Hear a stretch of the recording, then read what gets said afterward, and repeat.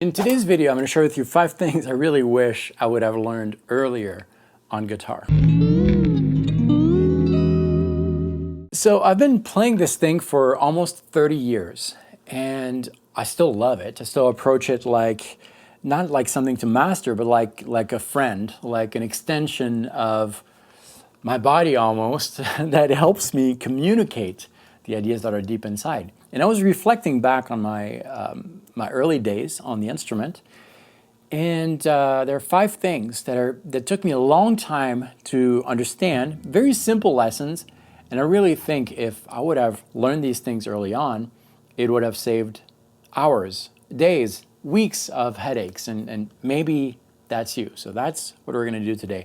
5 different things. Now, if you want to bring your understanding of music to the next level, I know it's cliche, but I really mean it, you should check out my free Guitar DNA course, which is a music theory primer. It's very different from the way that music theory is taught. I think you're going to love it. Sign up for free at guitarinfusion.com.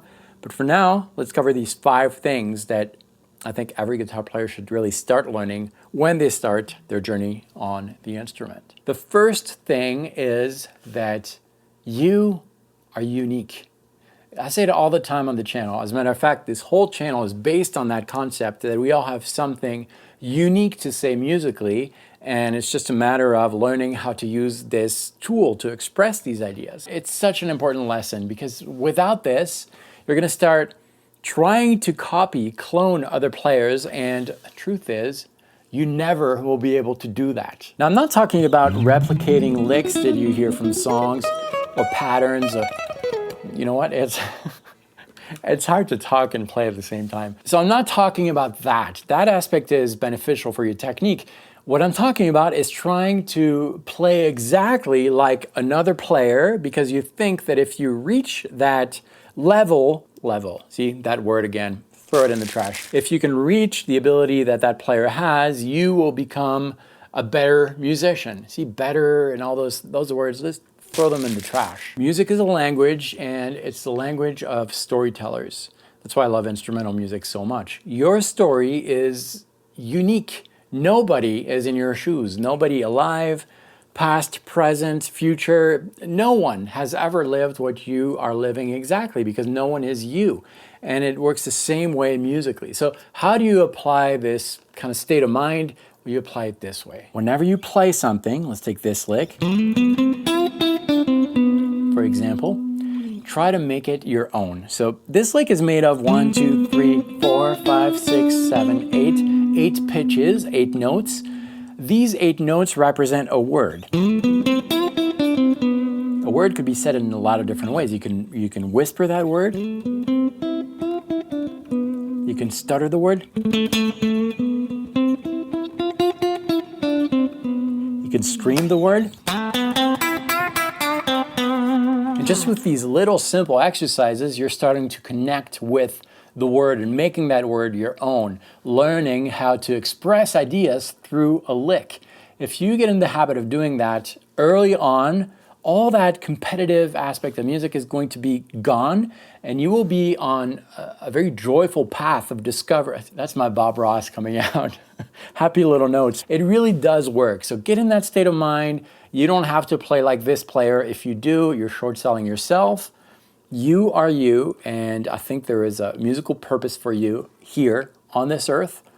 Just explore who you are musically and you'll be good to go. Okay, the second thing I wish I'd have learned early on is that you don't need to understand all the rules of music in order to enjoy music. What I mean by that is that you can play with whoever you want. The music is, again, the language of creation. You can create things with other people. Even if these other musicians have been playing for a lot longer than you have, it doesn't matter. You still have something to bring to the table. If I would have understood that early on, I would probably have been a little more confident going to open jams or playing notes that I really wanted to play when I was in front of my teacher, jamming over a chord or something like that. All the anxiety would have been gone if I would have remembered that even though I don't understand really what I'm playing, I can hear what I'm playing, and to me, it sounds good. With that in mind, I'm going to challenge you to grab a backing track you might not be used to. This one, for example, which you can download for free, there's a link below. And without even looking at the chords, just try a few notes and ask yourself, do I like this note or not? I'm not going to look at my guitar, I'm just playing this note. Ooh, I like this. Okay, so from that note, I can go to maybe the next one up. If I like it, great. If I don't, try the next one. Well, in this case, I like this one. Just kind of explore. And eventually you'll have a piece of a scale. Make sure you listen to everything you play. And then enjoy the process. I don't know the scale. I don't know the key.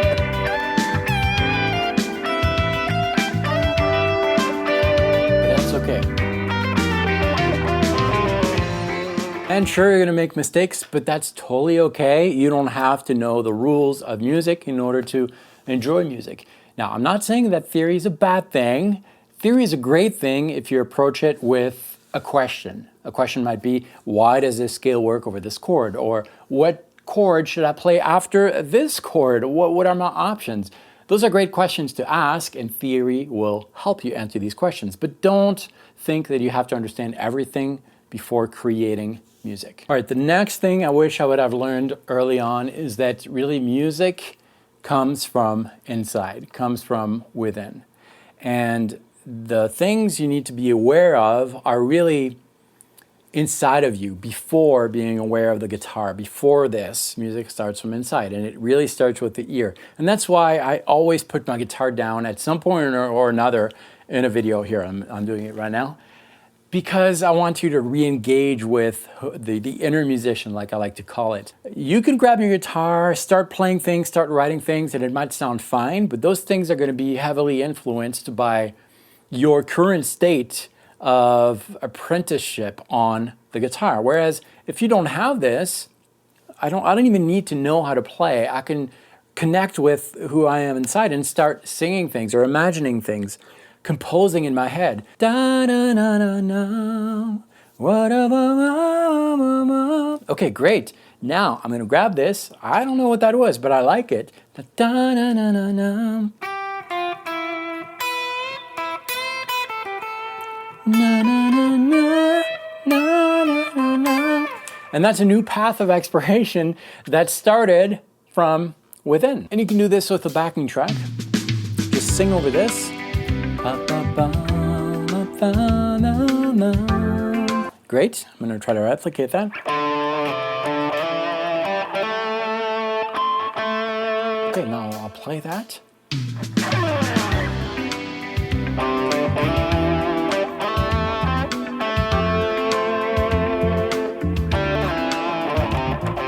It all starts with what's inside. Steve Vai calls that the inner ear. I call it the inner musician. Same concept. It starts from within. Okay, this next one took me years to understand.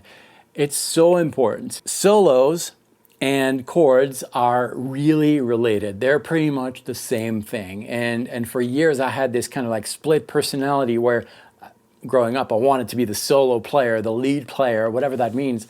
And really through the years I discovered that they're all in one, the same exact thing. A good solo is never going to be a good solo without good chords, and vice versa. Everything should complement each other. Every element of the musical experience should work together. It's basically the opposite of just going up and down the minor pentatonic scale or whatever scale you're using. Because if I just play this could fit over a lot of different chords, right?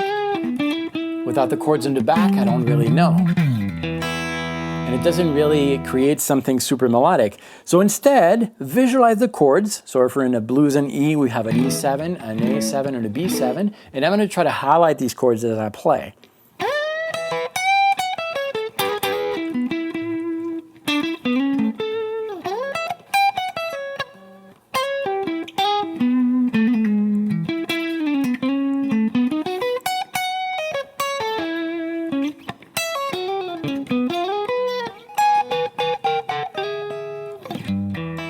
Okay, still need some work. I told you it's a journey, but just figuring out the chords, understanding which chords you're playing over, and then embellishing these chords is really going to help you. And I really wish I would have known that when I started playing guitar. The fifth thing I really wish I would have learned early on is intervals.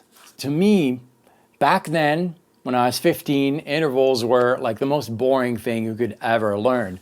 It was reserved for scholars and music teachers, and I just didn't see the point. That was a grave mistake because without intervals, you can't really understand the rules of music. And it's really, really simple. Intervals are the distance between two notes, and if you can understand which interval is used in different places and associate emotions to each of these intervals, your music is going to be a lot more controlled and closer to who you are musically. So learn your intervals. It's so important. You really do need to learn intervals, but don't do it in the traditional way like it's taught in schools, because that brings a lot of confusion, or at least it can bring a lot of confusion. It did to me. I did go to music school and it was very confusing. Check out the free training on intervals. I call it the Music Theory DNA course. It's completely free. You can sign up at guitarinfusion.com. And it will really change the way that you approach music. I guarantee it. Those are the 5 things that I really wish I would have learned early on my path as a guitar player. If you want to continue exploring this, well, this video is the perfect video for you. Check that out. I handpicked it. It's not suggested by YouTube. It's something I selected myself, because if you're watching this video till the end, this is the video that you should watch now. Thanks for watching this. Practice well.